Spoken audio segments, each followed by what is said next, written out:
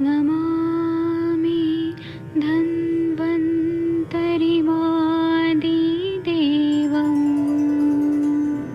सुरासुरैर्वन्दितपादपद्मम् लोके जरामृत्युनाशं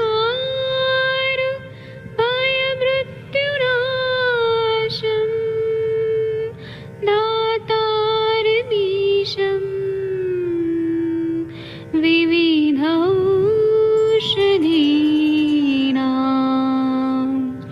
शङ्खं चक्रं जलौकां दधतं मृतघटं चारुतोर्भिश्चतुर्भिः सूक्ष्मस्वच्छादिरुद्यं शुकपरिविलसन्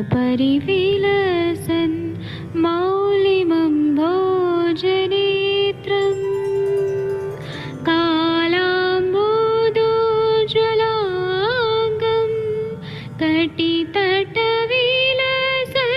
चारुपीताम्बराढ्यं वन्दे धन्वन्तरिन्तं निखिलगदमिव प्रौढदावाग्निनीलम्।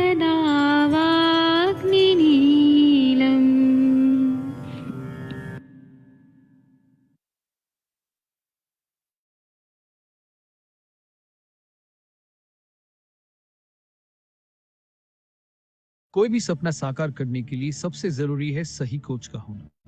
चुनिए आयुष दर्पण डिजिटल को और करे अपनी क्लिनिकल आयुर्वेद सीखने का सपना साकार। Download the app now.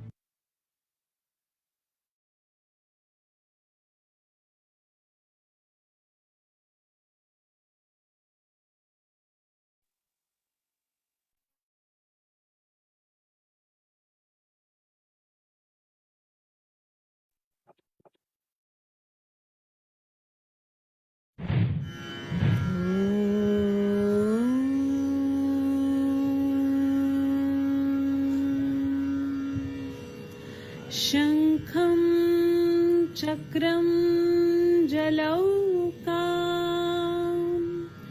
दधतमृतं घटं चारुदौर्भिश्चतुर्भिः सूक्ष्मं स्वच्छातिरुद्यं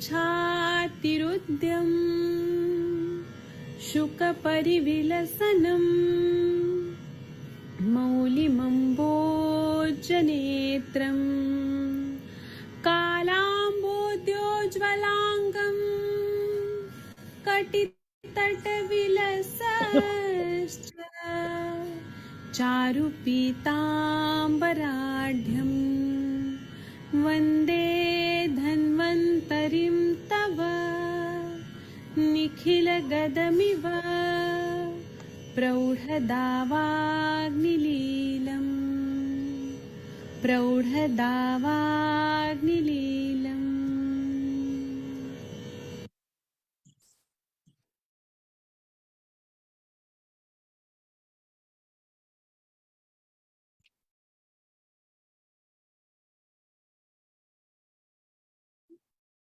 प्रणाम सभी लोगों को। मैं वैद्य अरविंद पाठक पुणे महाराष्ट्र से आप सभी लोगों का स्वागत करता हूं। सभी लोगों को कोटि कोटि प्रणाम करता हूं। आइए आज हम लोग फ्रोजन शोल्डर या जो कंधों का दर्द होता है उस पर हम लोग बात करेंगे। मैं कुछ लोगों को यहाँ पे को होस्ट बना देता हूँ। आप सबके सब भारत के सर्वश्रेष्ठ चिकित्सक हैं, सभी को मैं प्रणाम करता हूँ। और हमारा जो 7 बजे का जो लेक्चर होता है यह सबसे जरूरी होता है सभी के लिए, मेरे लिए भी, आप लोग के लिए भी, क्योंकि हम इस पे एक व्याधि पे बहुत अच्छे से डीप में चर्चा करते हैं और फिर उस पे एनालिसिस करते हैं, हर दवाई का, हर हेतु का, हर लक्षणों का। तो आप सबके सब भारत के सर्वश्रेष्ठ चिकित्सक हैं, तो सभी के पास तो ऐसे पेशेंट जरूर आते होंगे कि कंधा बहुत ज्यादा दुख रहा है, फ्रोजन शोल्डर के ऐसे पेशेंट आते हैं। तो इस पे आप लोग का जो अनुभव है वह आप लोग शेयर जरूर करिएगा। मैंने कुछ नोट्स निकाले हैं अपने सर लोग के, मराठी में सुन के आप लोग सुनिए, इसके बाद आप लोग बताइए। तो जब भी फ्रोजन शोल्डर के पेशेंट हमारे पास आते हैं ना, तो हमें पहले तो ये देखना पड़ता है कि जो पूरा अपना शोल्डर बना है ह्यूमन बॉडी का, उसमें क्या एनाटॉमिकल चीजें हैं, उसमें स्वेलिंग कितना है, फिर उसमें जो लिगामेंट्स है, टेंडन्स है, मसल्स है, वो किस तरह से है, और उसमें पेशेंट कितना हाथ उठा पाता है, उसमें अगर हमने कोई स्वेदन दिया या कोई तेल का अभ्यंग किया तो अच्छा लग रहा है कि नहीं लग रहा है, और ये कब से है। कभी कभी क्या होता है, अचानक थोड़ा ज्यादा वजन उठा लिया तो हो जा रहा है, तो ये कब से है, क्या हो रहा है। और हम लोग क्या करते हैं कि सीजनल भी चेंजेस होने की वजह से ये हो रहा है क्या, जैसे वर्षा ऋतु में हो रहा है क्या, बारिश में हो रहा है क्या, जो शोल्डर का भाग जकड़ गया है, फ्रोजन हो गया है, तो उसका कार्य जो है वो कितना हो रहा है, adduction, abduction, internal rotation, external rotation, जो हाथ का होना चाहिए वह हो रहा है क्या, ऐसे बहुत सारे मूवमेंट्स हैं, वो सब हो रहे हैं क्या। और इंटरनल दवाइयां हम क्या सेलेक्ट करें, इस तरह से लेप लगाना है तो कौन सा लेप लगाए, अभ्यंग करना है तो अभ्यंग कैसा करे, एक्सरसाइज करना है या फिजियोथेरेपी देना है किस तरह से करे, तो ये सब हमको बहुत अच्छे से। या फिर उसमें सर्वाइकल स्पॉन्डिलाइटिस का तो नहीं है, सर्वाइकल एरिया में कोई नर्व कॉम्प्रेस हो रही है उसकी वजह से फ्रोजन शोल्डर हो रहा है क्या, ऐसे पूरा डायग्नोसिस करना पड़ता है। उसलिए एक्सरे भी रहता है, आप पूरा ऊपर का सर्वाइकल एरिया का एक्सरे निकालिए, एंटीरियर पोस्टीरियर व्यू, या फिर आप अपने शोल्डर का निकलवा के, अपना नहीं मतलब जो पेशेंट है उनका निकलवा के हम लोग देख सकते हैं। अब इसमें कारण क्या होता है, जो भी शोल्डर पेन हो रहा है या फ्रोजन शोल्डर हो रहा है, आयुर्वेद में इसको विश्वाची या अवबाहु दो व्याधियों के अंतर्गत बोला गया है। तो इसमें हेतु क्या रहता है कि अगर आहार और विहार से ठंडी चीजों का बहुत ज्यादा प्रयोग किया जा रहा है, जैसे स्विमिंग किया जा रहा है ठंडा पानी में, या फिर ठंडे प्रदेश में रहा जा रहा है, या फिर ठंडी चीजें खाई जा रही है, आइसक्रीम वगैरह ज्यादा खाए जा रहे हैं, फ्रिज के पदार्थ ज्यादा खाए जा रहे हैं, जड़ अग्नि को मंद करने वाले हैवी चीजें खाई जा रही हैं, मीठा चीज, मधुर रसात्मक मीठा चीज बहुत ज्यादा खाया जा रहा है। उसी तरह से किसी भी ह्यूमन बॉडी को बारिश की वजह से या ओले पड़ रहे हैं उसकी वजह से, या ठंडी हवा में पूरा कपड़े निकाल के काम करना पड़ रहा है, या ऐसे कपड़े पहने हैं जिससे ठंडी का बचाव नहीं हो रहा है, ये कारण हो सकता है। बारिश में भीगना भी एक कारण हो सकता है, पूरा शरीर को आप अच्छे से ध्यान से वो उसने नहीं रखा, ये हो सकता है। या फिर जो कंधे दुख रहे हैं, उसको शोल्डर पेन हो रहा है, उसमें शुरुआत से ही उसने अपने तरफ ध्यान नहीं दिया, ये भी कारण हो सकता है। या अपने शरीर के ताकत से ज्यादा वजन उठा लिया, वो भी कारण। पहले के जमाने में लोग क्या करते थे, 100-100 किलो का गेहूं का जो पूरा बैग होता था वो उठा लेते थे, या सीमेंट उठा लेते थे। आजकल उतनी ताकत नहीं रह गई है, लेकिन अगर कोई अति साहस करके ऐसा उठा रहे, ताकत से ज्यादा कोई वजन उठा लिया, या अभी दिवाली का सब लोग साफ सफाई कर रहे हैं तो ज्यादा वजन उठा लिया, कोई फर्नीचर वगैरह उठा लिया, ये हो सकता है। और बहुत दिन देर तक वजन उठाया, फॉर एग्जाम्पल मैं जहाँ पुणे में रहता हूँ ना, यहाँ पे पानी की बहुत ज्यादा समस्या थी। आज से 30 साल पहले जब हम बचपन में थे यहाँ पर, तो लोग क्या करते थे, जेंट्स जो थे वो प्लास्टिक का कैन में पानी लेके आते थे दूर दूर से, तो वजन वाला बहुत ज्यादा उठाना पड़ता था, 30 किलो 35 किलो ऐसे उठा के साइकिल पे लाते थे। और जो लेडीज लोग रहती थी, वो जो कलश होता है ना, मराठी में क्या बोलते हैं, मटका टाइप जो रहता है, 10-10 50-50 किलो का, वो सर पे रख के और दूर दूर से पानी लाना पड़ता था। तो जिन लोगों ने पानी ढोया है ऐसे परिस्थिति में, सभी को सर्वाइकल प्रॉब्लम या ओल्ड एज में या फ्रोजन शोल्डर ये सभी को हुआ है, क्योंकि खान पान उतना नहीं है और बहुत ज्यादा वजन उठा है सिर पे, तो सर्वाइकल एरिया पे कॉम्प्रेशन पड़ के ये होगा। उसी तरह से रेलवे में या बस में कैसे भी बहुत देर तक बैठ के और जर्नी किया, ट्रैवलिंग किया। मैं हमेशा बताता हूँ ना कि आप लोग कोई भी जो ट्रेन रहती है जनरल बोगी में आप लोग जाके देखिए, एक बार जाके देखिए, तो आप लोगों को पता चलेगा कि इंडिया की पॉपुलेशन इतना ज्यादा है और ट्रेन की संख्या कम है और गरीबी भी बहुत ज्यादा है। तो लोग जो जनरल बोगी में ट्रैवलिंग करते हैं, और वो भी 2-2 3-3 दिन, जैसे कि यहाँ से पुणे या मुंबई से लोग कलकत्ता जा रहे हैं, बिहार जा रहे हैं, यूपी जा रहे हैं, जो लॉन्ग ऐसे ट्रैवलिंग होता है, या यहाँ से तमिलनाडु जा रहे हैं, तो जो ट्रैवलिंग होता है ना, उसमें कम जगह पे कैसे भी एडजस्ट करके बैठना पड़ता है, वेगा विरोध भी होता है बहुत ज्यादा, नींद का भी होता है, भूख का भी होता है, प्यास का भी होता है, मल मूत्र का भी वेगा विरोध घंटों करना पड़ता है। तो उसके वजह से भी कंधे बहुत ज्यादा दुखने लगते हैं, है ना, कैसे भी बैठ रहे हैं, कैसे सो नहीं पा रहे हैं इसकी वजह से। इसी तरह से कुछ लोग सोते टाइम ना पूरे बॉडी के नीचे हाथ रख के सोते हैं, सिर के नीचे हाथ रख के उल्टा पुल्टा रख के सोते हैं, उसके वजह से भी फ्रोजन शोल्डर होने लगता है। या बहुत ज्यादा पिलो ऊंचा रखा, उसके वजह से जो तकिया होता है उसको बहुत ज्यादा ऊंचा रखा, उसकी वजह से हो सकता है। या फिर जो मैट्रेस पे या गद्दी पे सो रहे हैं, वह ठंडा पड़ जाए। लोग क्या करते हैं ना कि जैसे शरद ऋतु अभी आ रहे हैं ना, तो लोग ऊपर छत पे सोने का बहुत सोचते हैं कि बहुत गर्मी हो रही है तो रात को छत पे, लेकिन उस टाइम पे ओस पड़ती है और वो जो गद्दी होती है ना जिसपे सोए हैं वो ठंडा हो जाता है ओस की वजह से। वह भी फ्रोजन शोल्डर का कारण होता है। अभी आप लोग बताइए फ्रोजन शोल्डर के कारण आप लोगों को क्या लगता है? मैंने तो अपना कोशिश किया है बताने का। एक मिनट में अनम्यूट करने का ऑप्शन देता हूँ। और अखिलेश तिवारी जी, आपके पास फ्रोजन शोल्डर के पेशेंट आते हैं तो आप कुछ बताएंगे इस पर? जी सर, प्रणाम सर, सभी को मेरा सादर प्रणाम। सर यही सब तो रहता ही है, और एक और देखा जाता है कि जो कंप्यूटर वर्क करते हैं ना एक ही पोस्चर में, उनको भी शोल्डर फ्रोजन का प्रॉब्लम आती है। और बल से अधिक एक्सरसाइज वगैरह करते हैं वो भी होता है। डायबिटिक न्यूरोपैथी के कारण भी होता है कि अगर कोई पेशेंट आता है तो हमको एक बार हिस्ट्री लेना चाहिए कि वो डायबिटिक तो नहीं है और कितने दिन से है, तो ये भी हो सकता है।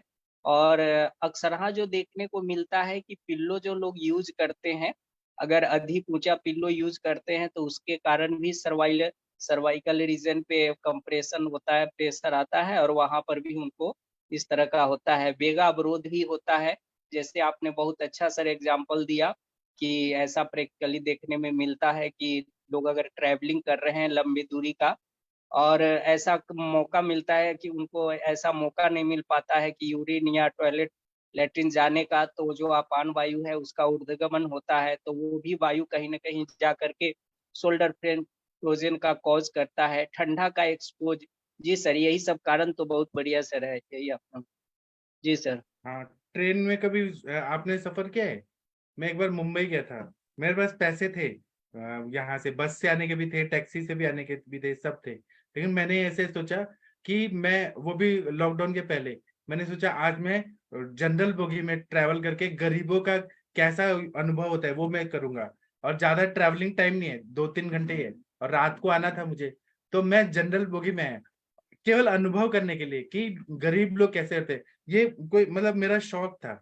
तो मैं आया तो कितने छोटे छोटे जगह पे लोग ऐसे सोते हैं, बैठते हैं, कैसे बच्चे, और कितना मतलब मुश्किल होता है जनरल बोगी में तब। और ये केवल जानने के लिए एक मतलब एक्सपीरियंस, क्योंकि हम अगर देखेंगे नहीं, अनुभव नहीं करेंगे तो हम पेशेंट को कैसे करेंगे? तो सच में जो लोग ट्रैवलिंग करते हैं ना, कम जगह पे ट्रैवलिंग करें, उनको फ्रोजन शोल्डर जरूर हो जाता है। इस पर आप लोग को कुछ बोलना है तो बोलिए। डॉक्टर अरविंद सक्सेना जी, मंगला मैम, कुछ बोलिए आप लोग फ्रोजन शोल्डर ये टॉपिक पे आपका क्या विचार है, हेतु पे? हाँ सर, नमस्कार सर। हाँ सर, बताइए। हाँ सर, ये भागवत में एक बहुत बढ़िया श्लोक है, मैं बोलूंगा। जी। अंश मूल के स्थिति वायु वायु स्थिति वायु शिरा संकोच तत्र का मतलब, अगर अंश मूलक में वायु का प्रकोप होता है तो वहां पे शिरा संकोच हो जाता है। तो और शिरा संकोच के बाद क्या होता है? बाहु प्रस्पंदित हरम, बाहु की मूवमेंट को हर लेता है। और जनेत जनेत अब बहुकम, उसको अब बहुक बोला गया है। तो जैसे सर आपने रीजन बताया ना, जैसे ट्रैवलिंग कर रहे हैं या कंधे में गर्दन के नीचे हाथ रख के सो जा रहे हैं, या बहुत ज्यादा कोल्ड एक्सपोजर हो जा रहा है, इवन इवन ट्रैवलिंग के समय भी ठंडी हवा लग जा रही है, और न्यूट्रिशन की कमी है, डायबिटिक पेशेंट है, तो जहां पे भी वायु का प्रकोप होगा सर, और वो वायु का प्रकोप मतलब नर्व्स वीकनेस कह लीजिए, या वायु अपने रूक्ष लघु शीत गुण से जो है उस शिरा और स्नायु को संकोच कर देती है। मतलब जो वायु का जो गुण होता है संकोच परमाणम स्तंभ रुक वेदो अस्थि परमाणम, तो वो संकोच जो एक टिपिकल गुण है, जो रूक्षता लघुता और खरता या जो भी शीतता के कारण जो वो normal functioning of the circulation को या normal functioning of the nerves की जो है कंडक्शन को जो भी आवरण से या अवरोध से रोक देती है, तो उसमें वो एक टिपिकल फीचर होता है वात का। और यहाँ पे एक भागवत ने बहुत बढ़िया इसमें श्लोक इसीलिए बोला है कि बाहु प्रस्पंदित हरम जनित अब बाहुकम। तो सर ये रीजन रहता है, मतलब अल्टीमेटली बात है, और वो ही शिरा या स्नायु को संकोच कर रही है जो नॉर्मल फंक्शनिंग को डिस्टर्ब कर रही है सर। Right sir? जी। हाँ, इसमें वायु का कौन सा गुण बढ़ता है आपके हिसाब से? शीत गुण बढ़ेगा ना? एग्जैक्टली सर, हाँ। एग्जैक्टली वायु तक रूक्ष लघु शीत से ही सर वो करती है, तो उसका ट्रीटमेंट है। स्निग्ध उष्ण तो उसका ट्रीटमेंट है। लक्ष्य रूक्ष लघु शीत गुण से ही जो है बोला गया ना सर कि वो श्रोताशु में जो है अगर चाहे वो कोई भी स्रोत हो वहां पे तत्व रूक्ष लघु शीत खर सुशील कराणी शरीर नाम। और फिर बात जो है वहां पे मैं भूल रहा हूँ सर, अभी बताऊंगा सर, बाद में आएगा। आप सोच के बताइए, जी। कोई बात नहीं। अरविंद सर नमस्कार। यहाँ 2 अरविंद है, आप किससे पूछ रहे हैं? अरविंद सक्सेना सर है ना सर? हाँ, सक्सेना सर आपसे पूछ रहे हैं। सर नमस्कार, बताइए सर।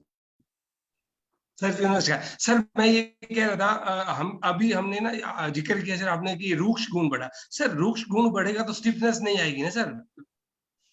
क्यों नहीं आएगी? आप भाई वायु के जो गुण है ना, संकोच वायु का जो वो है अष्टांग हृदय में आया है, संकोच परमाणाम स्तंभ रुक वेदो अस्थि परमाणाम। तो वो एक वायु का टिपिकल सिम्टम है, संकोच स्तंभ रुक तो शूल सब करेगी सर। वो ठीक है, रुक्षता आएगी तो मतलब वहां स्नेह गुण करेगा, जो है वो कम हो गया, फ्लेक्सिबिलिटी थोड़ा कम हो गया, वहां पे संकोच हो रहा है। वायु अपने गुण करेगी सर जी। और शीत संकोच मतलब सर, संकोच इस यहाँ पे क्या हुआ सर? कॉन्ट्रैक्शन मतलब संकोच मतलब? हाँ, मतलब वो वायु प्रस्पंदित हरम, मतलब वो जो बाहर की तरफ हाथ को उठाना या बाहु को तब वो पेन करेगी, मतलब उसका जो उसका रिलैक्सेशन जो मूवमेंट को, हाँ जो बोला गया ना, उसको संकोच करती है। हाँ, और स्नायु और सिना पे ही ये काम करती है, इसीलिए कहीं पे शिरा स्नायु बोला गया है, कहीं संधि बंधन विमोचनात् बोला गया है। वायु में वायु की ये दो चीज है, चाहे वो एकांग बात हो चाहे वो अर्धांग बात हो या कोई भी हो, तो या तो शिरा स्नायु संकोच बोला गया है या संधि बंधन विमोचनात् बोला गया है। जैसे कलाय खंज है, कंपनम गमनाम गमनाम आरंभे, मतलब जैसे ही वो चलना शुरू करता है, कंपनम गमनाम आरंभे, वो ट्रेवलिंग उसमें भी देखिए लास्ट में आया संधि बंधन विमोचन। तो ये एक टिपिकल शैली है भागवत में, और उन्होंने बहुत अच्छे से इसको एक्सप्लेन भी किया है जी। और किसी को पूछना है सर से पूछिए। सर ये जैसे फ्रोजन शोल्डर जिसे है ना, फ्रोजन शोल्डर की संप्राप्ति और पक्षाघात की संप्राप्ति में फिर क्या अंतर रहेगा? कंपवात, देखिए पक्षाघात, देखिए पक्षात में गृहताप ये आपस में कोरिलेट तो कर रहे हैं। एक्चुअली मैं बोल रहा हूँ, गृहतार्थ चरक में ये श्लोक आया, गृहतार्थ आर्ध शिरा स्नायु संकोच, तो ये आधी शरीर की शिरा स्नायु को संकोच किया है। ये पक्षाघात क्रिया क्षमता में जो है वो उसमें आया, चरक में आया है। और इसमें आया है अबाउक में कि शिरा स्नायु संकोच, इसमें भी आया है। और इसमें भी अच्छा हाँ, उसमें है करोति खंजु पंजु सर्व शरीर एकांग रोगम तन विधात सर्वांग सर्व देह जन्म। अगर आधे शरीर में है तो एकांग बोला गया, सर्व में है तो सर्व देह जन्म में बोला गया है, तो उसमें फिर शिरा स्नायु आया है। कला जो संधि बंधन विमोचन आया है, ये आया है कलाय खंज में आया है, और एक का जगह और आया है, वो मैं भूल रहा हूँ, वो देखूंगा मैं, क्योंकि जो मेमोराइज है मुझे वो इसमें, लेकिन मेनली शिरा स्नायु संकोच ही आया है। वो ठीक है, ये तो सिम्टम्स हो गया ना, लेकिन उत्पत्ति कहाँ से हो रही है? संप्राप्ति जो पैरालिसिस की होती है पक्षाघात की, वो कहाँ से हो रही है? वो सर वायु अपने स्थान से ही प्रकोपित होगी। जब तक वायु अपने स्थान से प्रकोपित होके जब तक उसका ट्रेवलिंग नहीं करेगी और दूसरे दोषों के स्थान में, तब तक नहीं आएगा। तो पक्षाघात में ये सर स्थान संशय करेगी ना। हाँ एग्जैक्टली, वो वहां पे वायु के जो वो होते हैं परमाणु, वो इकट्ठे होते जाते हैं, इसीलिए उनमें गति बढ़ जाती है। और वो जब गति बढ़ती है तो अपने स्थान में या तो क्षय करेगी या वृद्धि करेगी। तो क्षय करेगी तो वो उसके अलग से आता है, और जब वृद्धि करेगी तो वो अपने स्थान को छोड़ के दूसरे दोष के स्थान पे जाती है। तो इसीलिए पक्वाशय कटी सर शक्ति बात स्रोत जैसे अस्थि पैरालिसिस पक्षाघात में तो क्या था कि बिल्कुल पंगु हो जाता है व्यक्ति और बिल्कुल मूवमेंट बिल्कुल नहीं होता सर। तो उस केस में अपन जो दूषित वात है तो उसमें कैसे गुण प्रभावित होंगे कि वो पक्षाघात में कन्वर्ट हो जाएगा और अवाहुक में ऐसा क्या होगा कि वो मतलब वो होगा एक हो पर्टिकुलर जाएगा। केवल शोल्डर में हो रहा है और उसमें पूरा जी, जी। शरीर में हो रहा है। एग्जैक्टली एक स्थान संशय जहां पे भी होगा वहां पे होगा, हम्म।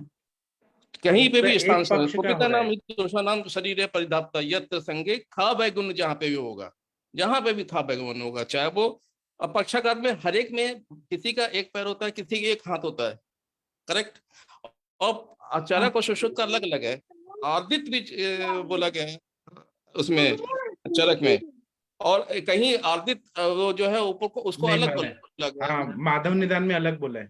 अलग बोला है। तो वो जहां पे भी खा बैगुण होगा तो वो खा बैगुण होगा, पर्टिकुलरली वहां पे स्थान संशय क्यों किया, क्योंकि वहां खा बैगुण है, खा बैगुण की वजह से वहां पे वायु का प्रस्पंदित हरम, वायु का मूवमेंट नहीं हो पाता नॉर्मल वे में, इसीलिए वहां पे शोध दृष्टि होती है। अब वो आवरण भी आया, इसी में आवरण भी आया, इसी में भी कफ का या पित्त का आवरण आया, उसके बाद या तो अलग से बात के लिए बोला गया, लेकिन बात के लिए अलग से बोला गया लास्ट में, पहले आवरण बोला गया है कि पहले आवरण सब आएगा। पक्षाघात में तो खा विगुणता सब ब्रेन में होएगी ना, वो सब जगह होती है मैम, सब स्थान जगह, स्थान। मस्तिष्क में भी होती है, सब जगह। वो जी मॉडर्न जी साइंस बोलते हैं कि केवल ब्रेन में होती है, जी लेकिन जी आयुर्वेद बोलते हैं पूरा शरीर में होती है। जी। क्यों वहां तो पे उस जो समय नस में दोषों के स्थान संचय का जो पर्टिकुलर जगह उस समय पक्षाघात में मतलब वैसे तो सर नॉर्मली ब्रेन में ही होनी चाहिए ना वैसे। हम लोग और अग्निकर्म करते हैं मैम, हम लोग पक्षाघात में अग्निकर्म वगैरह करते हैं, प्रच्छान कर्म करते हैं, तो हम लोग तो उस जगह पे करते हैं ना। जो प्रभावित अंग जाटिका है। ग्रंथि में हम लोग कहाँ करते हैं, हम लोग जो हम्म, जानू है उसके 4 उंगल ऊपर 4 उंगल नीचे ही तो करते हैं ना, वहीं से तो रक्तपुष्ण वगैरह या जो भी बोला गया, तो हम लोग ब्रेन में तो नहीं पहुंचे ना। यस यस हाँ वही ना। अब जी ब्रेन जी वो हम ऐसा नहीं है, क्योंकि वो central nervous system nervous system को उसको इग्नोर नहीं करेंगे, इसीलिए पाठक सब बताते हैं कि इसमें आपको नस भी करना है, कर्मपूरण भी करना है, बिल्कुल। पूरा सर इसमें शिरोधारा, शिरोभ्यंग, हम्म। शिरोविरेचन सब करना है, तो वो सर इसमें सबको कवर करके हमको सेंट्रल नर्वस पेरिफेरल सिस्टम को लेवल दोनों को कवर तो करते चलना यहाँ है। पे जो खा विगुणता होगी वो मतलब बॉडी के किसी भी पार्ट में हो सकती है, इसी के आधार पर तो एग्जैक्टली हम कहीं भी हो सकती अग्निकर्म है, वगैरह कर रहे हैं। जहां पे भी आवरण मिलेगा, जहां पे भी कफ या पित्त का आवरण या रुकावट होगी, तो वहां पे वायु अपने श्वेत जैसे जैसे कफ का आवरण श्वेत श्वेत श्लत्तंगतम बोला गया, श्वेत श्वेत श्लत्तंगतम, ठंडा होगा, सफेद हो जाएगा, ढीला पड़ जाएगा। और पित्त के लिए बोला गया है कि दहा तृष्णा शूलम भ्रमस्तमा, भ्रम भी बोला गया, तम भी बोला गया है, दहा शूल, इसके साथ में पित्त के जनरलाइज सिम्टम भी मिलेंगे। सर इसमें कफ का सर जो है स्रोत रोध होगा इसमें सर, जो जैसे आपने अग्निकर्म बताया है, तो गुड़ के द्वारा सर जो स्नेह जो अग्नि दग्ध करते हैं सर, वो सबसे ज्यादा फायदा करता है सर गुड़ के द्वारा। गुड़ का ही किया जाता है, बिल्कुल बिल्कुल, वही तो मैं बोल रहा था कि अग्निकर्म करा हमने कहाँ पे किया, वहां पे किया, उस पॉइंट पे। और मैडम बोले थी संप्राप्ति अगर हेड में होगी, मैं मना नहीं कर रहा हूँ, डिनाई नहीं कर रहा हूँ मैं, वो सर अलग चीज होगी सर, सब पक्षाघात का तो सर अलग हो गया। अवाव का सर जो मानेंगे सर, वो अवाव का सर अलग रहा है। अवाव में जो है सर केवल कफ की दृष्टि रहती है सर, उसमें ना कफ की वजह से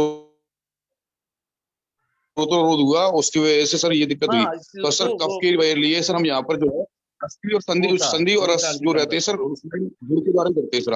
हाँ बिल्कुल सही है, वही तो मैं बोल रहा हूँ, और क्या अलग थोड़ा डिफरेंस। हाँ उसमें पक्षाघात में ये होता है कि पित्त का भी अनुबंध रहता है, क्योंकि थोड़ा सा होता है, लेकिन ये जैसे उसका श्लोक जो है गीता अर्ध शिरा स्नायु संकोच तत्र का, मतलब इसमें भी पक्षाघात में देखिएगा हद बैक, हाँ चरक का है, हद बैकम मारुता पक्षम दक्षिण बाम में कुरिया चेष्टा निवृत्ति बाक स्तंभ, ये देखिए चरक में आया है और डाकवट में अलग आया है।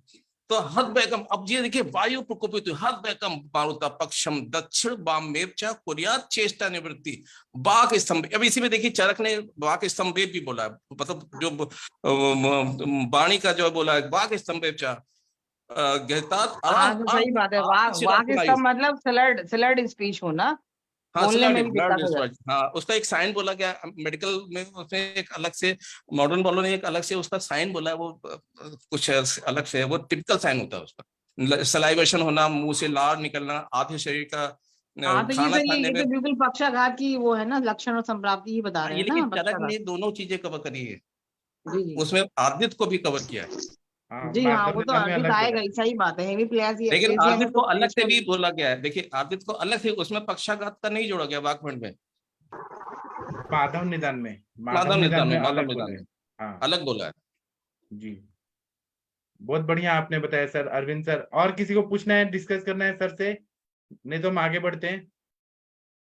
आप तब तक रुकिए अरविंद सर, और सोचिए और क्या बोलना है, तब तक हम फ्रोजन सर, शोल्डर पे बात करते हैं। हाँ बोलिए हेलो हरीश सर। हाँ सर सर बोलिए जी, बोलिए। अब फिर अग्नि का नाम आ गया सर, अग्नि का हम अरविंद सर से भी पूछ लेते हैं सर। अभी थोड़ा मुझे लक्षण बताने दीजिए, फिर चिकित्सा पे आते हैं, ठीक फिर है बात सर। करते हैं। हाँ, अगर फ्रोजन शोल्डर के पेशेंट हमारे पास आते हैं तो क्या क्या होता है, मैं सिंपल लैंग्वेज में बोल रहा हूँ ताकि मेरा बात किसी को भी समझ आ जाए, अगर कोई नॉर्मल इंसान है उसको भी समझ आ जाए। श्लोक में नहीं बोलूंगा, एकदम सिंपल लैंग्वेज में। तो इसमें क्या होता है कि जो कंधे होते हैं अपने हाथ के, वो ऊपर और नीचे करने में बहुत ज्यादा तकलीफ होती है, मूवमेंट करने में, हर तरह का movement, external rotation, internal rotation, abduction, adduction, flexion, relaxation, हर मोमेंट में तकलीफ होती है फ्रोजन शोल्डर, अवबाहुक और विश्वाची में।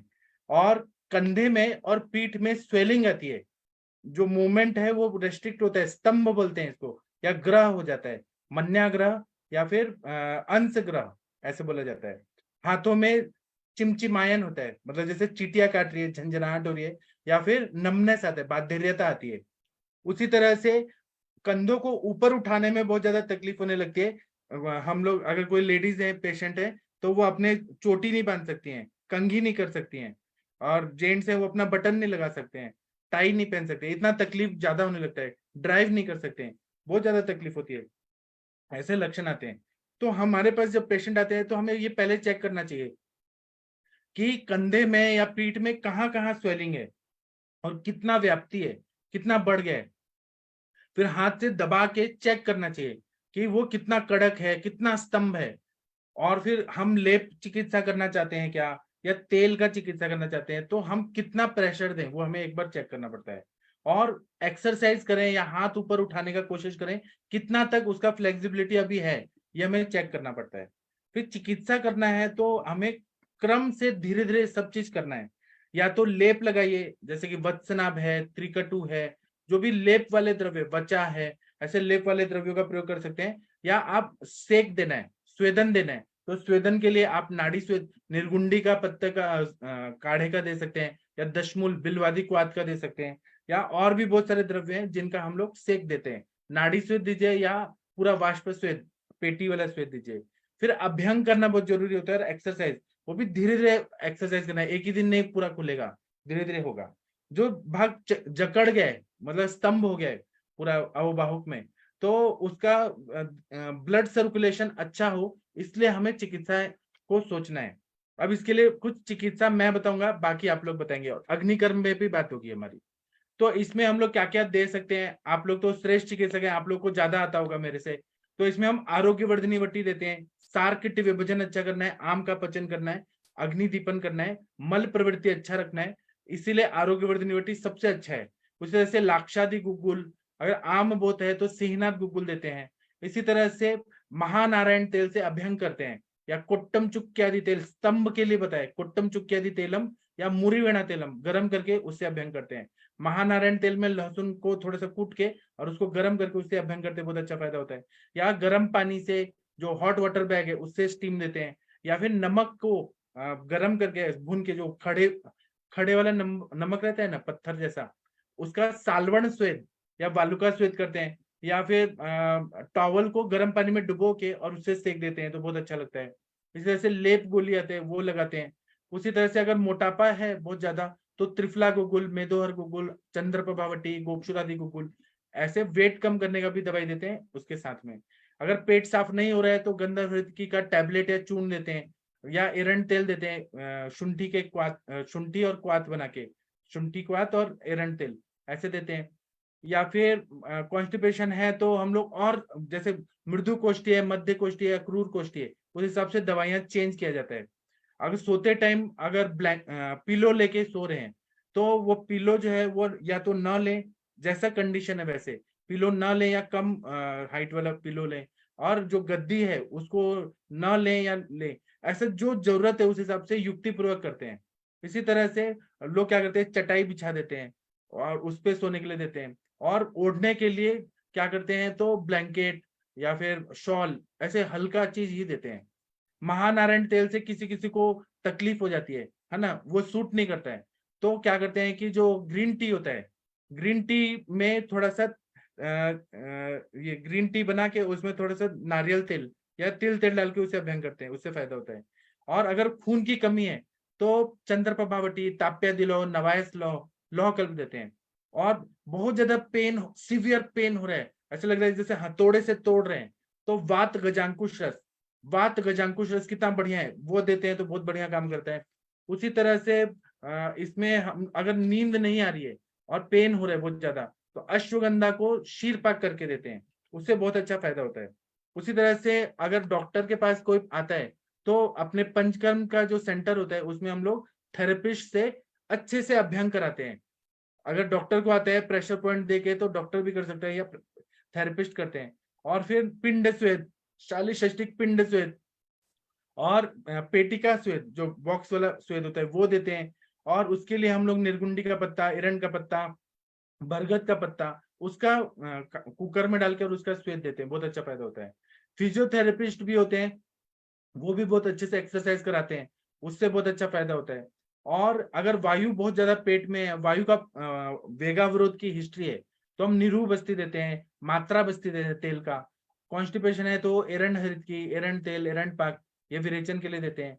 अगर कोष्ठ बहुत क्रूर है और वायु का बहुत ज्यादा अनुबंध है मलावष्टम में, तो नाराज रस, इच्छा भेदी रस, त्रिवित हम जैसे स्ट्रॉन्ग दवाइयां देते हैं, या मिश्रक स्नेहम देते हैं। उसी तरह से इसमें अग्निकर्म, अभी मैं बोल देता हूँ बाद में आप बोलिए, तो हम या तो भल्लातक का गर्म करके तेल से उसे अग्निकर्म करेंगे, या फिर हम लोग पंचधातु का अग्निकर्म ऐसे करेंगे, तो उससे या गुड़ से करेंगे। इसमें कुछ कुछ दवाइयां हैं जो बहुत अच्छा काम करती हैं, कुछ रसकल्प है, कुछ गुगुल कल्प है, कुछ स्वर्ण कल्प है। तो जैसे महावात विध्वंसक रस बहुत अच्छा काम करता है। फिर योगराज गुगुल, महायोगराज गुगुल, त्रयोदशांग गुगुल, लाक्षादिक वात, लाक्षादिक गुगुल, सॉरी लाक्षादिक गुगुल, रासनादिक वात, महारासनादिक वात, अश्वगंधादि चूर्ण, महामाश तेल, महामाश तेल बहुत अच्छा काम करता है, या माश संधवादी तेल, या कुट्टम चुक्यादि तेल, मूरीवेणा तेल, और महाविषगर्भ तेल तो सबसे बेस्ट है। जहां पर भी स्तंभ वगैरह होते हैं ना, तो महाविषगर्भ तेल का गामित्व अच्छा होता है, प्रमाथी और विकासी गुण रहता है, तो वह सारे विष द्रव्य रहते हैं, वो पेन में बहुत अच्छा काम करते हैं। अग्निकर्म करते हैं, जलौकावचारण करते हैं।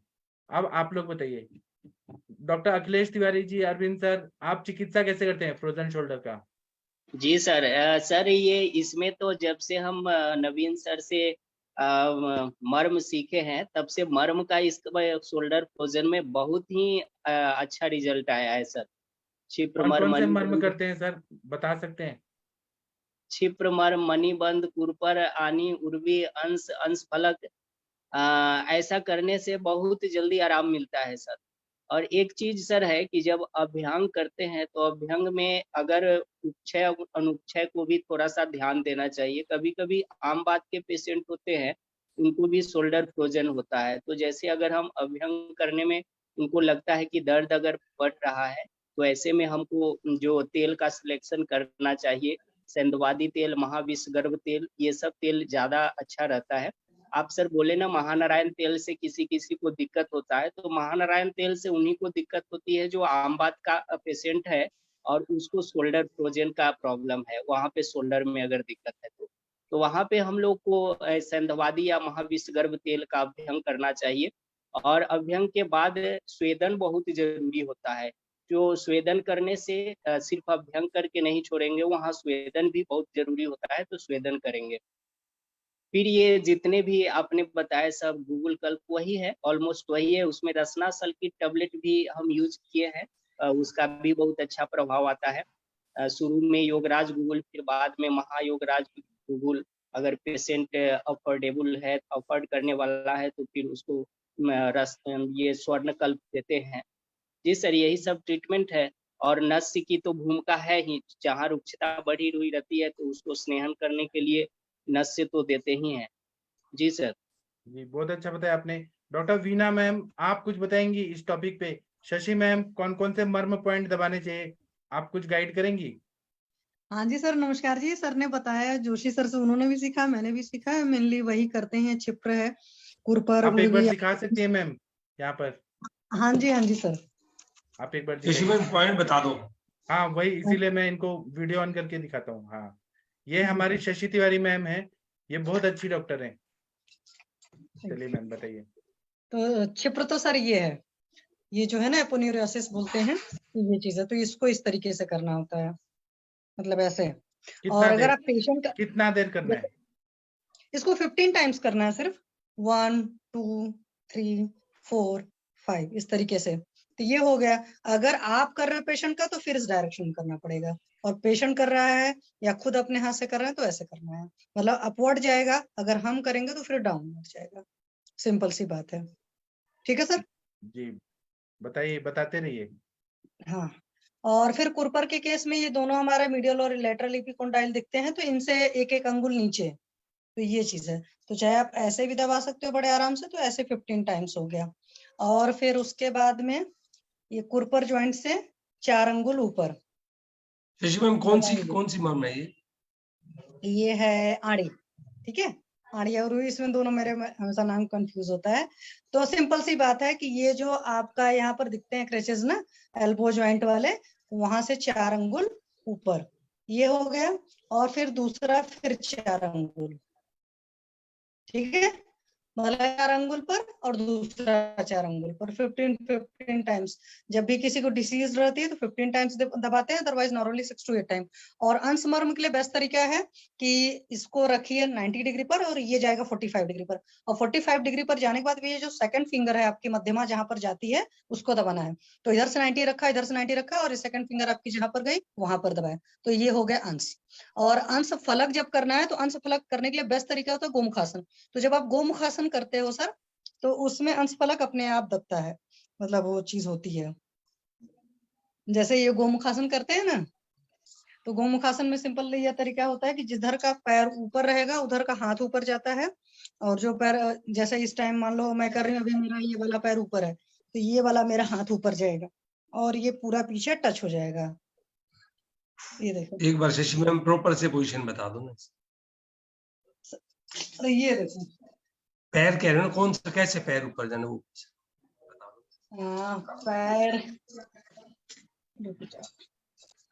पैर मतलब ऐसे बैठते हैं ना नॉर्मली। गोमुखासन आप सर्च कर लो, जैसे कुछ लोग तो ऐसे सिंपल बैठ करके भी करते हैं, बट नॉर्मली ये तरीका ये रखना चाहिए। जैसे ये पैर ऊपर गया तो ये वाला हाथ, फिर दूसरी बार जब बैठ शशि में बैठ के करना है ये, तो फिर ये हाथ जाएगा। ठीक है, तो पालथी मार के बैठना है।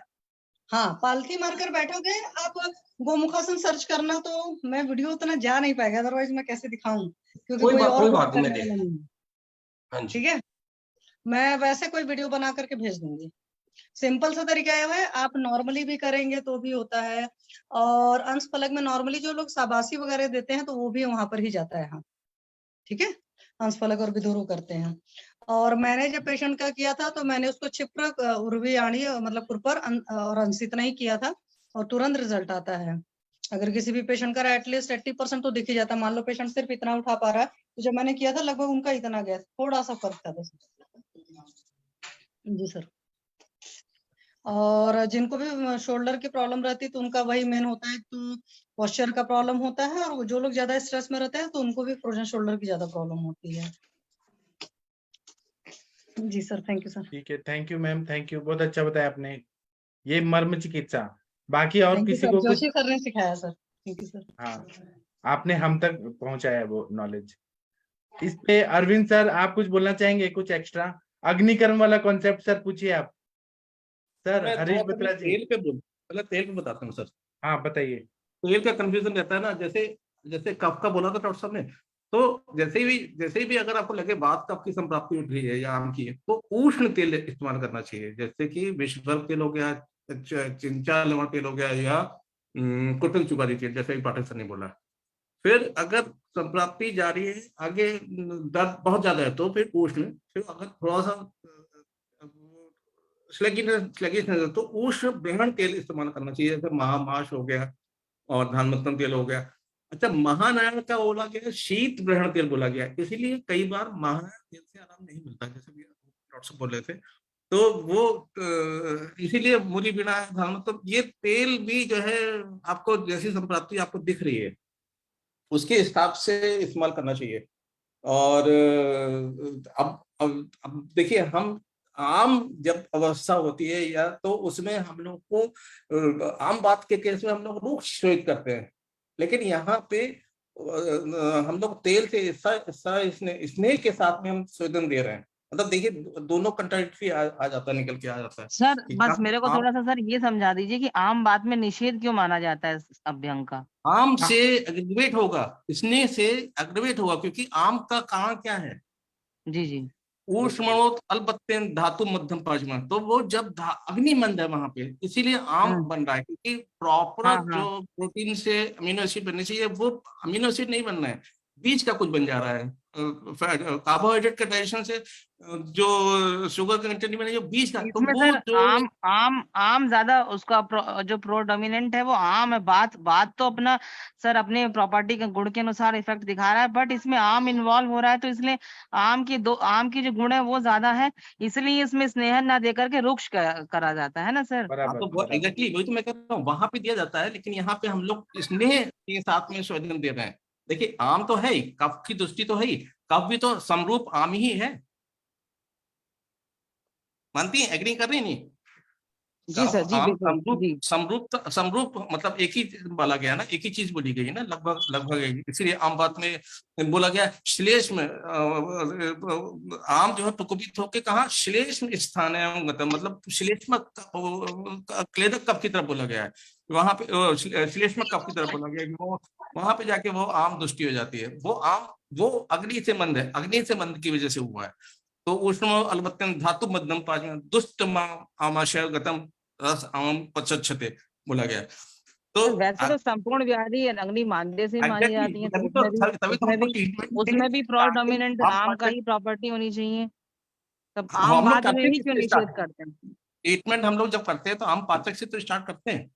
जी जी जी। हर पाठक साल के हर लेक्चर में हम लोग स्टार्टिंग में नहीं सर, आम बात होने पर तो निषेध है, लेकिन अगर संधि बात है तब तो हम स्नेहन करेंगे। अभी ये फ्रोजन शोल्डर है ना, जीर्ण अवस्था है, संधि बात की जीर्ण अवस्था है, वो सबसे ज्यादा सबसे लास्ट में, इसीलिए संधि बात तो जैसे पहले आमावस्था, पचमानावस्था और फिर लास्ट में जो है वो मतलब कफ की व्याधियां मतलब आम, या फिर रक्त की व्याधियां जैसे वात रक्त वगैरह, फिर उसके बाद जीर्ण अवस्था में जो है वात की व्याधियां बोली गई हैं। जीर्ण अवस्था वाली व्याधि में भी कौन सी स्टेज पे है, संचय, प्रकोप, प्रसर, उसके हिसाब से आपको ट्रीटमेंट करेंगे, तभी रेस्पॉन्स आएगा कौन सी स्टेज पे, ये हम लोग का लक निर्भर करता है। इसमें देखिए, ये जो फ्रोजन शोल्डर होता है अवबाहुक और विश्वाची, इसमें एक हमने बोल दिया अवबाहुक विश्वाची, लेकिन इसमें संबंधित व्याधियां क्या है वो देखना चाहिए। जैसे ये आमवत है क्या, संधिवात है क्या, पृष्ठ शूल है क्या, मन्याशूल है क्या, या वात विकार है, और डिजेनरेटिव चेंजेस आ रहे, क्षयात्मक संप्राप्ति है क्या, या आवरण जनित संप्राप्ति है, ये सबको कंसिडर करके अगर आमवत होगा तो उसमें भी फ्रोजन शोल्डर होगा, लेकिन उसमें कैसा होगा, सिम्टम्स क्या आएंगे, वृश्चिक दशवत वेदना और संचारी वेदना, मतलब एक जगह रहेगा, आज एक जगह फिर दूसरी जगह, और बड़ी बड़ी संधियों से शुरू होता है। वातरक्त अगर रहेगा तो छोटी छोटी संधियों से शुरू होगा, उसमें दाह पाक लालिमा ये सब रहेगा, और वो कंटिन्यू पेन उधर ही रहेगा, संचारी वेदना नहीं रहेगा। और संधिवात है उसमें कट कट आवाज आएगा, और उसमें कैसे डिजेनरेटिव चेंजेस बहुत ज्यादा आएंगे, या ये तीनों का कॉम्बिनेशन भी हो सकता है, या दो का कॉम्बिनेशन हो सकता है, ऐसे रहता है। जैसे बात रखते में बोला गया छिन्ने चरयंती बकरी पूर्वश्चिमा, मतलब बहुत तेजी से चलती है और छोटी छोटी नसों में चलती है, तो वो बात तक की संप्राप्ति होती है। आम की जो होती है कि अम्ल लवण स्निग्ध उष्ण अजीर्ण भाणिक निष्पाव शाक आदि फल लोलुबे, ये तो अब माधव निदान में श्लोक आया है। और तत् वायुना कुपितो आम, वायुना कुपितो आम श्लेष स्थानम प्रज्ञा प्रधावती, मतलब वायु कुपित होके, वायु कुपित आपने बोला वायु तो कुपित हो रही है, और आम को श्लेष्म स्थान में ले जा रही है, इसलिए वो आम बात की संप्राप्ति होती है। जी बिल्कुल सर, समझ में आया जी, थैंक यू। हाँ, और डॉक्टर हरीश बत्रा जी, आपका कोई डाउट है तो पूछिए प्लीज सर से। सर का तो मैं सुन ही नहीं पाया, आधा सुना आधा नहीं सुना सर। वो पेशेंट आपका आते गलती है, आपका गलती अब है। रात को सुनूंगा सर। सर वो अग्नि सर से पूछिए, आपका डाउट क्लियर करिए। हाँ हाँ अरविंद सर। सक्सेना बोलिए बोलिए सर, सर, बोलिए, मैं सुन रहा हूँ। सर इसमें ना अग्निकर्म में थोड़ा सा मेरे को साम और निराम का थोड़ा सा डाउट था, वो कहीं क्लियर करेंगे सर? देखिए, सामता सामता में तो अग्निकर्म कैसा काम करता है और निराम में कैसा काम करता है अग्निकर्म सर? अग्निकर्म या इस पे कोई इफेक्ट नहीं आता सर? मुझसे पूछ रहे हैं ना? आप ही से पूछ रहा हूँ सर। पाठक सर आप बता रहे, आपसे पूछ रहे हैं? नहीं सर, पाठक सर से भी हो गए 2 दिन डिस्कस करते करते सर, जवाब मिल नहीं पा रहा सर कहीं से। मैं भी देखिए, अग्निकर्म आप वाद व्याधियों में आप आंख मूंद के करिए सर, पहले स्टार्टिंग एकदम से करिए, उसमें सामता निरामता नहीं देखने की जरूरत पड़ती है। मैं तो जो है, कोई पेशेंट आता है मैं तो तुरंत अग्निकर्म करता हूँ सर। सामता निरामता कंसीडर करते हैं हाँ सर, जी, हाँ जहाँ आप वो कंसीडर करते हैं, लेकिन वो आप उसको आप सामता निरामता आप तुरंत पेशेंट को रिस्पॉन्स नहीं देंगे। पेशेंट को वही परिमार्जन चिकित्सा है ना, तो उसमें ऐसा नहीं होता है कि आम या निराम, वो हर अवस्था में किया जाता है अग्निकर्म। अभी इस पे और तो क्लियर बात इसीलिए करिए। बोला गया उपस्तंभ निरुपस्तंभ, हाँ, इसीलिए उपस्तंभ निरुपस्तंभ, अगर आम है और उपस्तंभ। निराम है तो वो कंसीडर करना पड़ेगा। वो तो आप जीव देखोगे, उसका मल वो तो देखोगे, पूरा तो वो संप्राप्ति भंग करने के लिए ना। अग्नि हाँ, कर्म का क्या रोल है, आमावस्था में क्या रहेगा, निरामावस्था, ऐसा कहीं लिखा है क्या रेफरेंस कि आमावस्था में ज्यादा फायदा होता है, निरामावस्था में कम होता है? ऐसा कहीं रेफरेंस नहीं है। हाँ, वही कंफर्म कर। ठीक है सर, मैं भी बस वही देख रहा था सर, मिला ही नहीं मेरे को। ठीक है, और कोई इस टॉपिक पे बात करना चाहते हैं? अखिलेश तिवारी जी, आप कुछ बोलना चाहते हैं?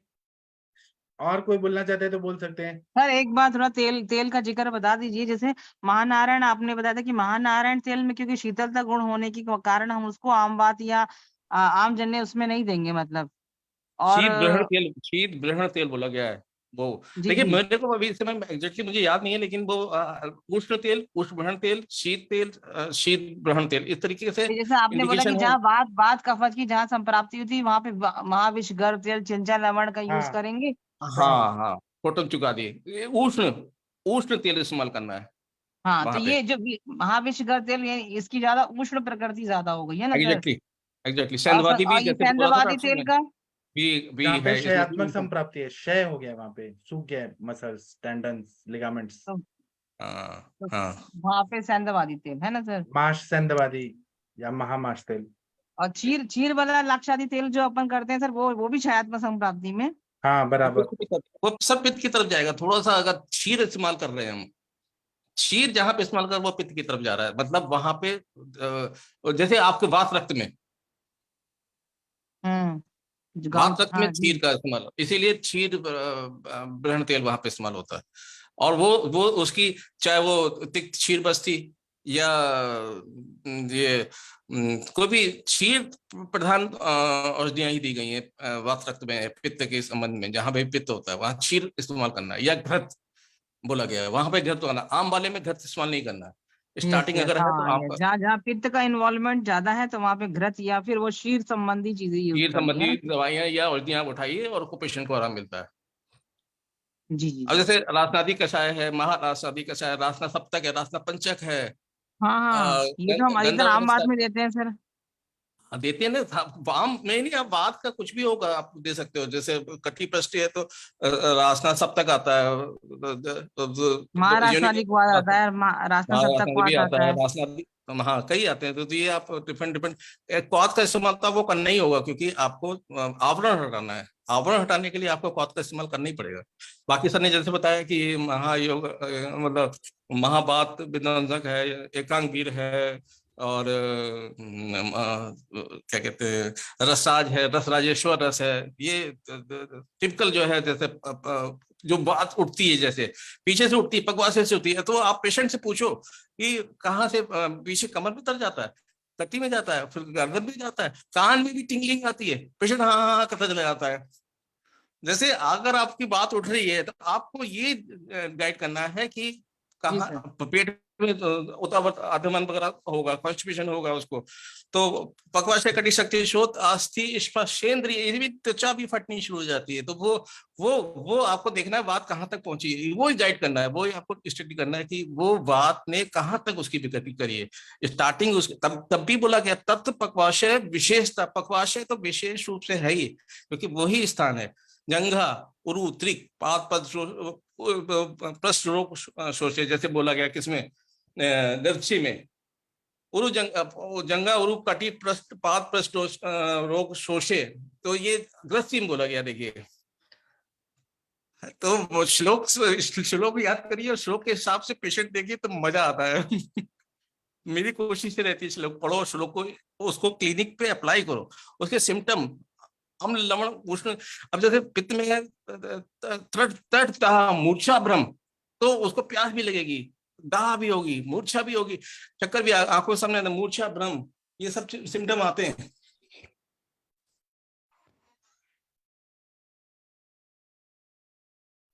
Right sir? जी सही बताया आपने। और ना इसमें जब ट्रीटमेंट चल रहा है तब भी पथ्य पत्ते का बहुत ज्यादा महत्व है। जैसे हमारा ट्रीटमेंट चल रहा है स्नेहन स्वेदन, और पेशेंट ने अगर ठंडा चीज खाया, गुरु पदार्थ खाया, तो वो बीमारी कम नहीं होगा और बढ़ेगा। पेशेंट बोलते हैं कि हमारा बढ़ गया आपका इलाज के टाइम, क्यों बढ़ रहा है वो देखना है। और नमक और खट्टी चीजें नहीं खाएं, अचार, पापड़, इमली, नींबू, कोल्ड ड्रिंक्स, फ्रिज का पानी, बासी खाना न खाएं। खाने में लहसुन, अदरक, सूंठ, मरीच, पुदीना ये सब खाएं। और एरंड तेल को आटा में गूंथते टाइम एरंड तेल डालें और वो रोज खाएं, पेट अच्छे से साफ होगा। जितना एरंड तेल डालेंगे ना, आवरण जन्य संप्राप्ति कम होती है। लहसुन और एरंड ये पूरा बहुत अच्छे से अनुलोमित कर, मतलब आवरण को भी ठीक करता है, और एरंड तेल वायु को अनुलोमित करता है। उसी तरह से सोते टाइम बहुत ज्यादा गद्देदार जो गद्दा रहता है उसमें न सोएं। और तकिया कितना सुटेबल है वो डॉक्टर की सलाह से लेना चाहिए। उसी तरह से शुंठी डाल के पानी पीना चाहिए, शुंठी सिद्ध जल। उसी तरह से ठंडी हवा न लगे, एसी का यूज ना करे ज्यादा, मतलब एक कम मात्रा में ही एसी लगाएं या पंखा लगाएं। ज्यादा ठंडा हवा नहीं लगना चाहिए, पूर्व दिशा का हवा नहीं लगना चाहिए, तो ये ठीक हो जाता है। और नहीं तो फिर से रिवर्स कर सकता है ये। और दूसरा है कि बहुत ज्यादा घिस गया, ये डिजेनरेटिव चेंजेस आ रहे हैं वर्टिब्रास में, तो नारसिंह रसायन, गुगुल तिक्ता घृतम और स्वर्ण मालिनी वसंत सिद्ध मकर ध्वज ऐसे द्रव्य दें तो रीजनरेशन होने लगता है। और खाने में इंटरनली गुगुल तिक्ता घृतम, अश्वगंधा घृतम, विदार्यादि घृतम, कुष्मांड पाक, अगर वहां पे क्षयात्मक संप्राप्ति है तो वो देना चाहिए। और रक्त मोक्षण का भी बहुत अच्छा रोल रहता है, दूषित रक्त निकाल दिया तो फ्रोजन शोल्डर में बहुत अच्छा फायदा होता है। बाकी अखिलेश तिवारी जी, आप कुछ बोलना चाहते हैं इस विषय पे? वर्षा मैम, आपने ठीक किया ऐसे पेशेंट। नस से आप लोगों ने कौन सा दिया है? मेरा तो शीर बला से ही बहुत अच्छा फायदा होता है। मनीषा मैम, आप कुछ बोलेंगी इस टॉपिक पे? कोई बोलना चाहते हैं बोल सकते हैं। प्रणाम सर। हाँ प्रणाम बोलिए। सभी को। सर मैंने तो नस से भी नहीं दिया, मैंने उनको ऐसे पेशेंट को एक बार सिर्फ महायोगराज गुगुल और रासना सप्तक काढ़ा और वादगजांकुश रस, बस यही चलाया, और अश्वगंधा एक एक एक 1 बीडी के हिसाब से, तो वो 1-1.5 महीने तक लगातार खाया तो ठीक हो। अच्छा, आप एक बार बोले महायुवराज गुगुल, जी बोलिए गुगुल। महायोगराज गुगुल वादगजांग गुगुलू बोलती हैं आप, कुछ कुछ गुलू गुलू बोलते हैं। वो बोलने का आप बोलते हाँ हैं सर, गुगुलू। मैं भी गुगलू बोलती हूँ, गुगलू। गुगलू, हाँ बोलते क्या आपके बच्चे भी बोल रहे हैं गुगलू। कुछ तो गुल्लू गुल्लू बोलते हैं। बच्चे बच्चे सब समझते हैं, आयुर्वेदिक मैं से पढ़ती रहती हूँ तो वो भी सुनते रहते हैं, सब एंटीबायोटिक के नाम भी याद हो गए हैं। महायुवराज गुगुल बोलते हैं और मैम बोलते हैं गुगलू। ठीक है, मनीषा मैम आप बताइए। जी प्रणाम सर। सर सब कुछ तो बता दिए आप, और सक्सेना सर ने भी बहुत अच्छे से इसको डिफाइन किए आयुर्वेद के तौर तरीके से। सर इसमें बेसिकली वही सामता और आम को देख करके ही, पेशेंट को कोष्ठ देख करके, और फिर दीपन पाचन से स्टार्ट करके, और यहीं से स्टार्ट करते हैं। मैं इसमें ज्यादातर पेशेंट को पत्रपिंड भी देती हूँ, रुक्ष श्वेत देती हूँ, रुक्ष श्वेत के साथ फिर स्नेहन धारा दे करके, और फिर लेपन भी करती हूँ उसमें। और नाड़ी स्वेद करके और नस्य देती हूँ प्रॉपरली, नस्य के साथ में, और कोष्ठ को भी ध्यान देते हुए महारसनादि और इसके साथ में महाप्रसारणी तेलम का जेल कैप्सूल भी चलाती हूँ साथ में। महायोगराज गुगुल एकांग विरस बात फुलांतक रस इसमें चलाती हूँ, और साथ में थोड़ा सा निर्गुंडी गोतंती ये भी पेशेंट को देती हूँ। कभी कभी उनको शिवरिंग भी होती है पेन की वजह से बहुत ज्यादा। अमृता दी गुगुल भी चलाती हूँ, और सर इसमें मैं वस्ती का भी प्रयोग करती हूँ। वस्ती के लिए जैसे ज्यादा पेन है और बिल्कुल उसका उठ ही नहीं रहा हाथ में, कई पेशेंट तो 5-7 दिन में ही रिकवर हो गए पंचकर्म में। अभी एक पेशेंट थी महिला, उसका बिल्कुल भी मतलब कंघी चोटी भी नहीं कर पा रही थी, और मेरे पास अभी 1.5 साल के बाद आई है और पूरा हाथ उठा रही है। 1.5 साल के बाद वो मेडिसिन लेने आई है कि थोड़ा लग रहा है तो मैडम अभी मैं रिपीट करूंगी। उसने बस 5 दिन पंचकर्म दिए उसको, पंचकर्म के साथ वस्ती भी चलाई और वायु का अनुलोमन करके, आम का पचन करके, और हमने बात समक औषधियां चलाए साथ, नस्य चलाई उसको, और 3 महीने तक उसने मेडिसिन लिया। मैम नस्य किसका दिया था मैम आपने? नस्य पहले उनको देखती हूँ मैं कि यदि आम जन है तो थोड़ा अणु तेल से स्टार्ट करती हूँ, फिर बाद में क्षीर वाला को ही देती हूँ 10-10 ml ऐसे करके, तो वो ज्यादा फायदेमंद है। और मैं इसके साथ में थोड़ा कर्ण पूरण भी करती हूँ, इसमें वचा लहसुन आदि का कर्ण पूरण करती हूँ। खान पान को अच्छे से वर्जित करके, और कुछ डिशेस भी उनको अच्छी टेस्टी बताती हूँ जो उनके योग्य है।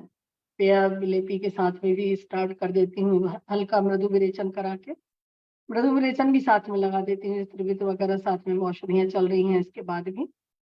और सर उनको यही जो आपने बताया कि उनको लेटने का, पिलो और ये बेड का, ये बहुत ज्यादा ध्यान देना पड़ता है। एसी सबसे बड़ा कॉज है अभी जो हमको ये पेन मिलता है। इवन हम लोग भी पीड़ित हैं इससे कि एसी हम लोगों के लिए बहुत हार्मफुल है, बहुत ज्यादा आज के समय में वो बहुत नुकसान करता है। तो इन सब चीजों की वर्जना करते हुए और औषधि संधान अपना देते हैं, उनका वात समन करके, शोधन करके, फिर समन चिकित्सा देते हैं, वो हमेशा के लिए ठीक रहते हैं सर। और सर का भी ये जो विधि कर्म और ये सारी चीजों भी, अभी विधि कर्म करने से तो बहुत जल्दी फायदा मिल रहा है। विधि कर्म करती हूँ वहीं पे शोल्डर के इधर, और सर का जो मर्म चिकित्सा है वो एक्सरसाइज बता देती हूँ पेशेंट को, तो वो नित्य करते हैं और कम खर्चे में, कम समय में स्वस्थ हो जाते हैं सर। जी थैंक यू सर। अभी तो ईयरफोन आ गए या ईयरपॉड्स आ गए, पहले जब ये सब नहीं था हेडफोन वगैरह, तब लोग मोबाइल कंटिन्यू देखते रहते थे और उनको ये पेन होने लगता था बहुत ज्यादा सर्वाइकल एरिया में। जी ठीक है, और कोई कुछ बोलना चाहते हैं? Hello sir. हाँ सर बोलिए सर। एक अच्छा तैलम है केरला में, ये परिणतगिरी क्षीर तैलम। कौन सा सर, एक बार फिर से बताइए। परिणतगिरी क्षीर तैलम। अच्छा, ये आयुर्वेदशाला का है सर? आयुर्वेदशाला का जी। परिणतगिरी क्षीरे जिम्बीर फलोदकेन क्षणदा सुरधूमयुधं तैलम। That is this coconut milk plus Jambir Sarsa. Kalka is Haridagi and Devadara. This is the combination. Okay. हम आप सब लोग सुन लिए क्या, लिख लिए क्या जो सर ने बताया? सब लोग यूज करिएगा। नाम ही नहीं समझा सर। हाँ सर, लैंग्वेज थोड़ा सर समझ वो में नहीं आ रही। चैट में टाइप कर दीजिए सर। सर चैट बॉक्स में टाइप कर दीजिए सर। भाषा नहीं वो सर ग्रुप अच्छा में बोल डलवा रहे दो हैं, सर। लेकिन सर का मलयाली टोन आ रहा है ना थोड़ा। जी जी sir can you please type in chat box sir? Okay okay sir chat box में लिखिए, सब लोग लिख लीजिए, नोट डाउन करिए सर। और क्या करते हैं वहां पे केरला में? कुछ अलग ट्रीटमेंट देते हैं इसके लिए, फ्रोजन शोल्डर के लिए? लेबन भी है, कार्पासा सेदी लेबना and Tiladi Lebana, etc. Ji. Tiladi Lebana is Tila, Masha, ji. Sadaqwa, and methi. Ji These 4 items. Ji Base is coconut milk. जी, बहुत बढ़िया बताया सर। वो ऑयल का नाम लिखिए ना चैट बॉक्स में Yoga. please। तो तीन जो लेप बताए सर, एक तो तिलादी लेप, सेकंड कौन सा sir? Karpasasyadi. That is in Malayalam sloga. That is the problem. कार्पास हस्त्यादि लेप सर बता Yeah, रहे हैं। yeah. तिलादी लेप। Tiladi lep. The reference is, I think, some items are in Sahasra Yoga. Ji Another book is the Yogamridam. योगामृतम। Ji Yogamridam and Chigilsa Manjari. Malayalam. Only Malayalam. Ji Sir, if you are comfortable, please write down in chat box. This is Parinadagiri Kshiradailam. Kottakkal have it. You check the price list or the catalog. Parinadagiri Kshiradailam. परिणादी पत्ने आदि क्षीर तेलम। केरी तेलम छे। केरी Telam Portugal company का है ना। केरी तेल मतलब नारियल तेल हो गया। या परने आदि हो गया। हाँ कोकोनट ऑयल।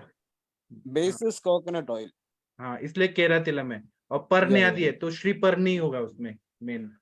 या जी सर, मेन इसमें लेप बहुत अच्छा काम करता है सर। लेप को यदि आपने किया है मैम? मनीषा मैम लेप का कुछ बताइए।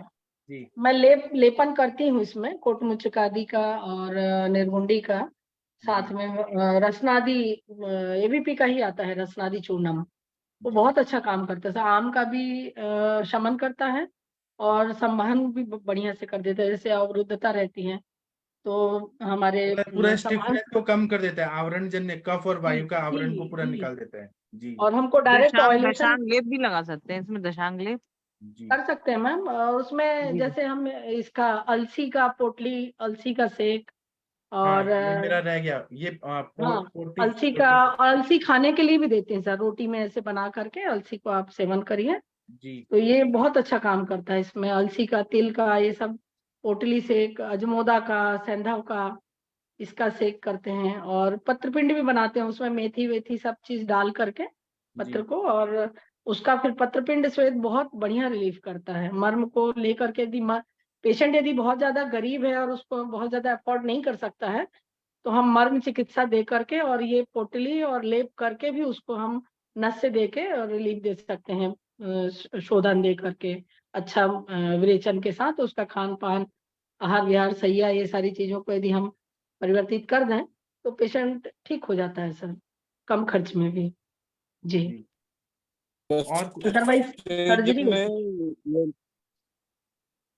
फर्स्ट स्टेज में दिस लेबन इज गुड। जी सर। देन निर्वोत संविदावादा वी कैन यूज स्नेह। जी केवलम निर्वोत स्तंभ माधव स्नेहिरुभाजरि, that is in Ashtanga Hridaya. उपत संविदावादा we can use sneha, that is kapha predominance. स्निग्ध शीतो गुरुमंद श्लेष्ण कफा, स्निग्धता विल इंक्रीज कफा। जैसे हम लोग ना ये करते हैं, आम पाचन के लिए हम इंटरनल दवाई देते हैं, तो अपना जो लेप है वो भी तो आम का पचन ही कर रहा है ना, वहां पे स्थानिक आम का पचन कर रहा है। इसलिए आमवाद की अवस्था में लेप कल्पना सबसे अच्छी रहती है, स्त्रोतों दूर करता है।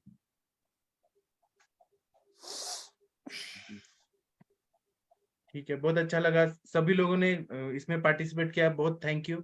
ये 7 बजे रोज डेली क्लास होती है, आप सब लोग ज्वाइन किया करिए। यही जो लिंक है आप लोग को मिला है, इसी से ज्वाइन किया करिए। अभी हम सेशन बंद करते हैं, थोड़ा ब्रेक लेते हैं। 8:15 पे हमारा क्लिनिकल संभाषा का सेशन होगा। सेम आईडी से आप पासवर्ड से फिर से कनेक्ट हो सकते हैं 8:15 पे। थैंक यू, प्रणाम सभी लोगों को, थैंक यू।